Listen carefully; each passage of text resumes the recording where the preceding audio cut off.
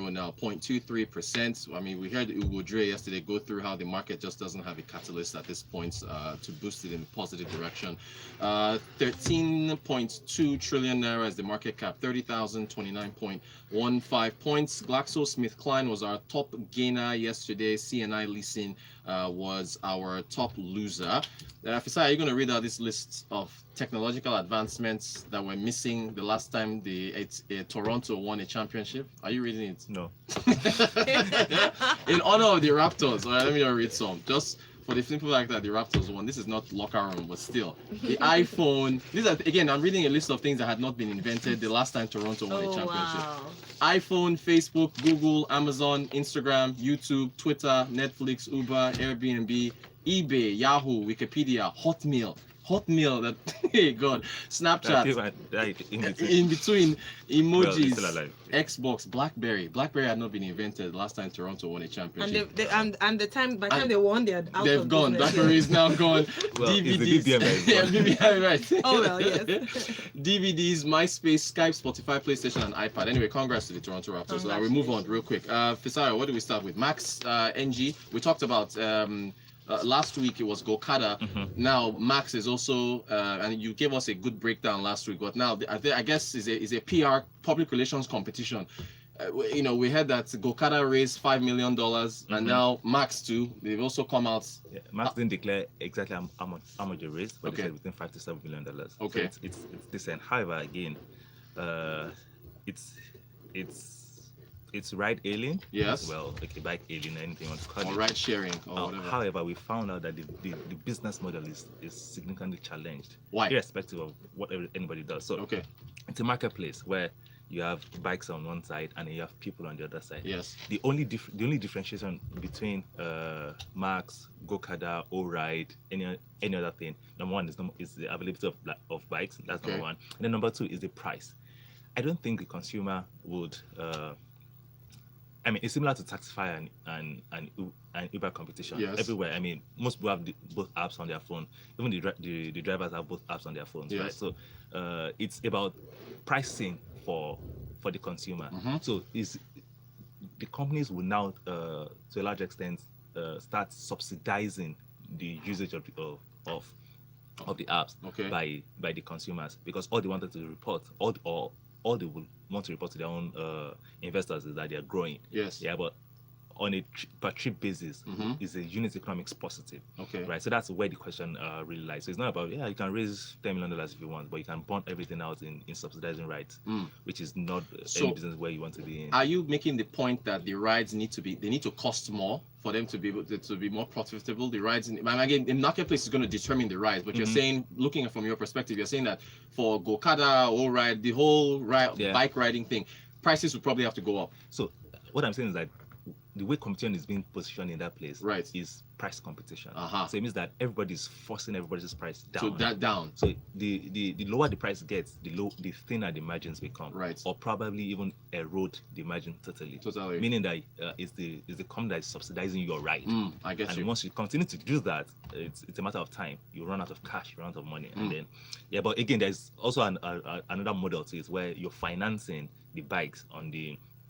So you're financing the riders. Not necessarily not the consumer now, but the driver. The driver. Okay. Yes. Okay. Where they are buying the bikes. So maybe you can make money from the financing side to the drivers, but on the customer side, it's probably just charity as well. Thank you for that. Thank you. But it's a very interesting space. We'll be looking at seeing how long. I'm sure. Well, I'm not a doomsday person, but perhaps a scenario where in the future somebody might be closing down. We'll probably be on the show talking about it because the market got to that point. So we don't know. But either way, it's an interesting space. This whole bike sharing. It's the first one that runs out of money. That will close down. So we'll see how that goes. So very, very competitive space. Robotics Camp. I want to give a shout out here to this Twitter handle. It's Y Creators, but their Twitter handle is creators_Y. I think they're giving out scholarships for Robotics Camp here in Nigeria. We've tweeted out their handle. Go on there and take a look at it. And if you want to sign up your kid, go ahead and do that. But what we were talking about lights and the and robotics downstairs. It's still something to. It doesn't. Must we bring up light every time? It's a great. it's a nice to have. Uh-huh. So guys, learn robotics. You never know. It's probably the future. You exactly. You might have something out there. Okay, Waje, Waje will be on Freshly he'll Pressed be here later very this morning. shortly. Very interesting thing that Waje sent to my attention here. Pretty cool. Fisayo, we're talking about this. His wife booked a flight with KLM. She's flying back to Lagos, of course, to see her husband, get back with her family and everything. And then KLM actually set up WhatsApp updates. So Waje was getting direct updates from KLM with updates on his wife's flight. So the way they did it, KLM set up a WhatsApp group, made his wife admin, and then his wife added Waje and say, okay, and then they start, and we have a screenshot. You go on Twitter and take a look. Of course, I've blocked out the information because we don't want Waje's wife being stalked. But I blocked out the key information. But I think it's really cool. The point here, though, that the fact that airlines are utilizing WhatsApp. What do you think? I mean, it's available means of communication with your customers. I think it's impressive. I mean, in my mind, I was just like, wow, why has nobody thought about this? Yeah. Before this, time, right? So it's just the same. It's WhatsApp for business. It's API connections. It's just similarly giving updates. The updates you could have given via text messages. Right.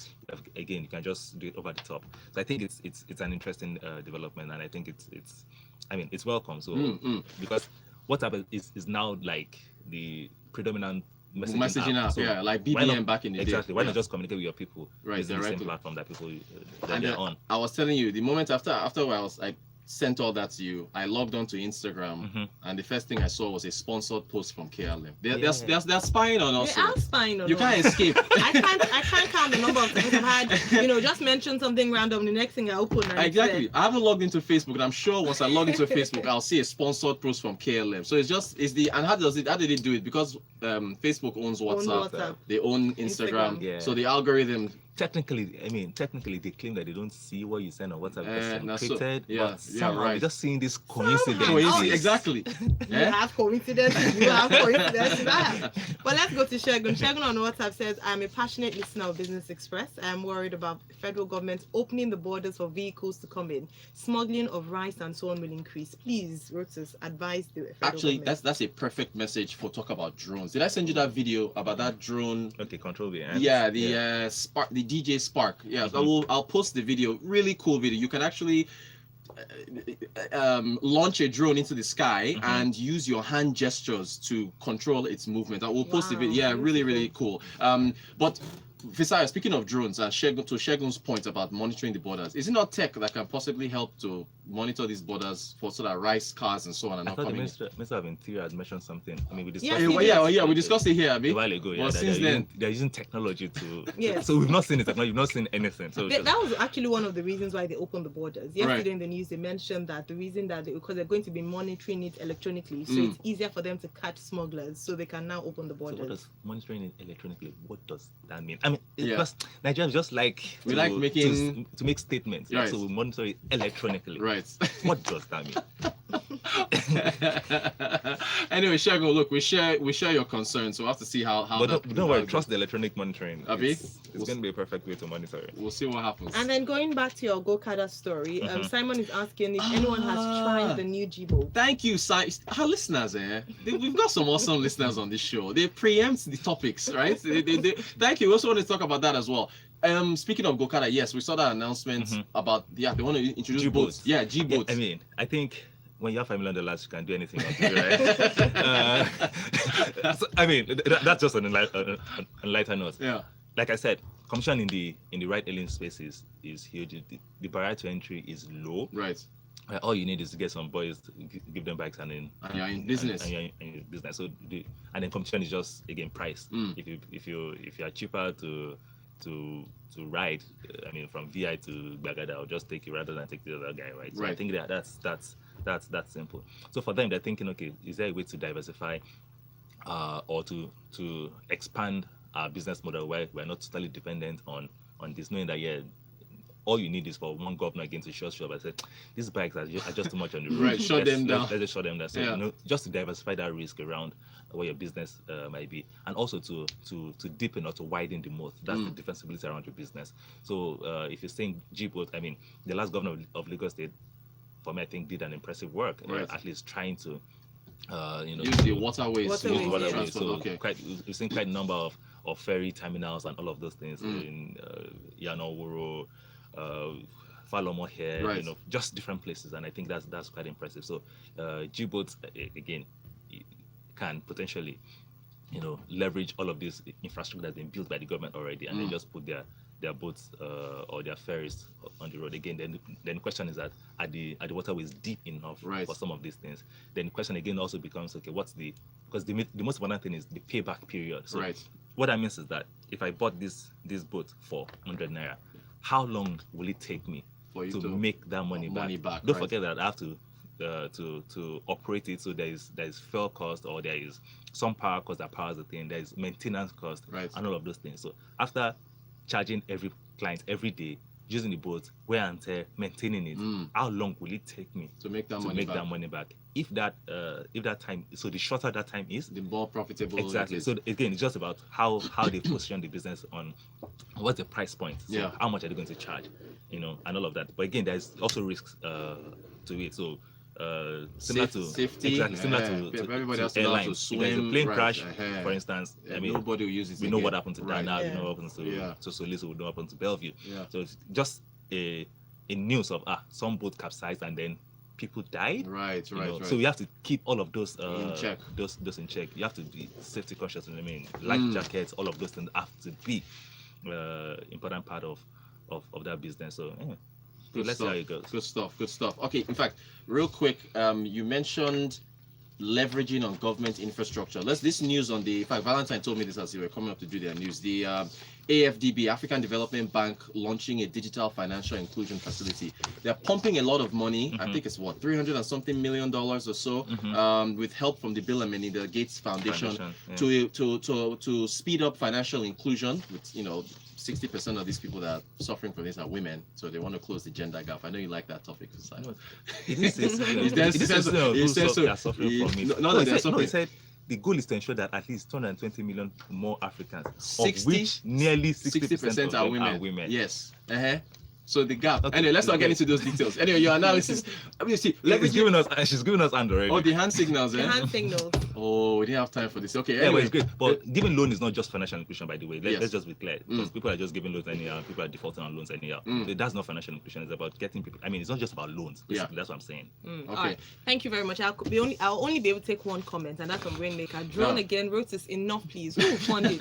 Who passed the budget? Ike Kwerimadu said Nigeria does not have stable electricity. Why should we be talking about electric cars? They forged. We have lithium and value added. It can bring aside from the fact that the world is consuming less of fossil fuels. Sure. Well, wow. Then the debate starts. PDP will say they want to use it to spy on them. Even the NIS and NCS will not allow drone. It will crash their market. Rainmaker with a pessimistic end to the show. Honestly.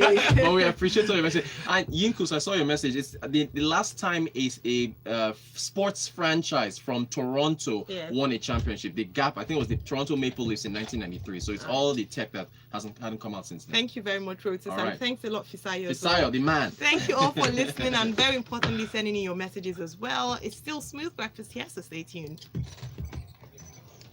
Did we make the time